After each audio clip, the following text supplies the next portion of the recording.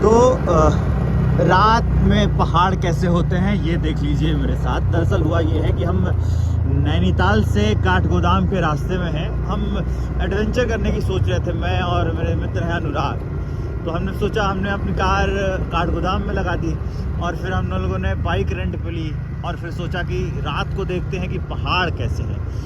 देखना एडवेंचरस तो है ही, लेकिन उसके साथ साथ ये भी जानना ज़रूरी है कि पहाड़ जितने फैसिनेटिंग लगते हैं असल में वो होते हैं, और हम जो उसको दूर से देखते हैं कि पहाड़ ऐसे हैं और जीवन ऐसा होता होगा, तो अब यहाँ पता चलता है कि जीवन काफ़ी कठिन है। जैसे देखिए इनका जीवन कितना कठिन है भाई साहब का, शराब पी के धीरे धीरे चल रहे हैं। खैर, तो वापस लौटते हैं कि जीवन काफ़ी कठिन है। कैसे अगर किसी की तबीयत ख़राब हो जाए इस रास्ते में, हालांकि जो यहाँ के लोकल्स होंगे वो दूसरे रास्ते जानते होंगे शॉर्टकट, लेकिन अगर कोई अनजाना है या फिर कम जाना पहचाना है तो उसके लिए ये रास्ता काफ़ी कठिन हो जाएगा। गाड़ियाँ कम चल रही हैं और ठंड काफ़ी तेज़ है। इसके साथ साथ एक और बात बता दूँ कि जो नैनीताल में हमें वो पुलिस वाले भाई साहब मिले थे, उन्होंने ये कहा कि साहब एक बात है कि अभी आप आ गए हैं लेकिन टाइम से निकल जाइएगा, क्योंकि दो चीज़ें हैं। उन्होंने साफ कही ये बात कि हमारे पास इतनी फोर्स नहीं है कि हम सारी गाड़ियां चेक करें, ड्रिंक एंड ड्राइव का मामला बहुत ज़्यादा होता है। और दूसरी बात उन्होंने ये कही कि कई जगह बिल्कुल ही सुनसान रास्ते होते हैं जहां आप जाएंगे तो जंगली जानवर, गुलदार या कोई कूद सकता है। तो इससे बचने के लिए कम से कम रात में आप कम ट्रैवल करिए। अब मैं आपको उधर दिखाता हूँ, ये छोटी छोटी लाइट्स आपको दिख रही है और ऊँची ऊँची लाइट्स दिख रही हैं, वो सब बस्तियाँ हैं। यहाँ जैसे हम कुछ आबादी वाले इलाके में आए हैं, तो जो मैं आपको बताता हूँ कि जो छोटी छोटी लाइट्स दिख रही हैं वो सारी बस्तियाँ हैं और ऊपर वाली भी बस्तियाँ हैं। हम नीचे से चले थे और ऊपर की ओर बढ़ रहे हैं। तो ये चीज़ें काफ़ी रिलेटिव होती हैं। इससे ये शिक्षा भी मिलती है इस कहानी से कि जो कभी नीचे है वो कभी ऊपर आएगा और जो कभी ऊपर है वो भी कभी नीचे आएगा। लेकिन बाकी आप शांति तो नहीं कहेंगे इसको, ये शांत नहीं है, इसके लिए सन्नाटा कहेंगे कि ये शांत नहीं, ये सन्नाटा पसरा हुआ है। आसपास वही जंगल हैं और हम इस रास्ते में जा रहे हैं। दिक्कत ये है कि अभी कई बार आपको लगता है कि सामने कुछ है या फिर आ गया, क्योंकि मुश्किल से विजिबिलिटी ठीक रहती है। वैसे तो कोहरा नहीं है, साफ मौसम है, लेकिन ये जो पहाड़ हैं छोटे छोटे काट के बनाए गए पहाड़ हैं, तो ये दिक्कत होती है। और अंधा मोड़ जो है मोड़ पे, और लोग यहाँ कार भी अपने स्टाइल से लगा, जैसे ये अब कार वाला गुजर जाएगा तो फिर रास्ता सुना हो जाएगा, बिल्कुल ही सन्नाटा हो जाएगा। तो ऐसा कुछ है रात का जीवन पहाड़ों में, रात में ट्रैवल पहाड़ों में।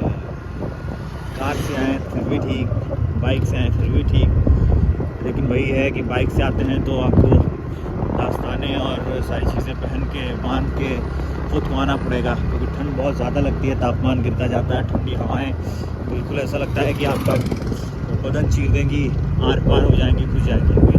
में कुछ दुकानें आती हैं, लोग आग जला के सेक रहे होते हैं, लेकिन उसके बाद जब दुकानें ख़त्म होती हैं तो बिल्कुल ये बियाबान शांत सन्नाटा आपको देखने को ऐसे मिलेगा। जैसे अगर वो दो गाड़ियाँ हम क्रॉस कर जाएँ तो फिर देखिए यहाँ सन्नाटा, ऊपर ऊपर पहाड़ और यहाँ रोड बिल्कुल शांत हो जाएगा।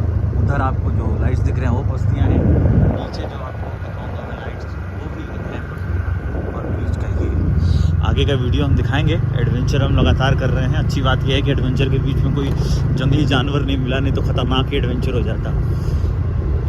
शांत चुपचाप खड़े सन्नाटे में पहाड़, उत्तराखंड के। मुझे लगता है कि पहाड़ों के बारे में आपको ये बात भी जाननी चाहिए। वो लोग कहते हैं, मैं बस अंडरलाइन कर देता हूँ उसको, कि पहाड़ों पर चढ़ना मुश्किल होता है, उतरना आसान होता है। जैसे हम पहाड़ों पर जब चढ़ रहे थे तो दिन था और वो थोड़ा सा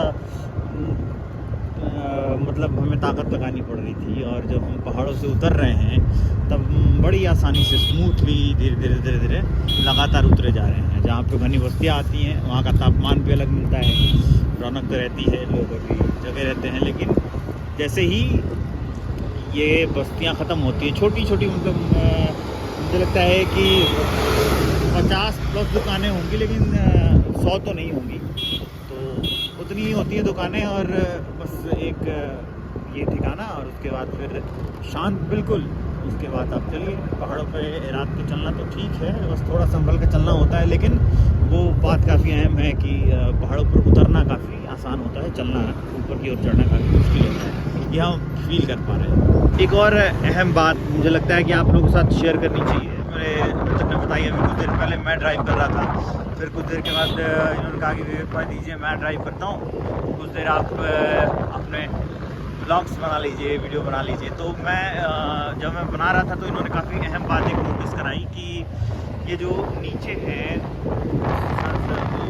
सड़क इसलिए थोड़ी ललकार रही है कि ठंड बहुत ज़्यादा है।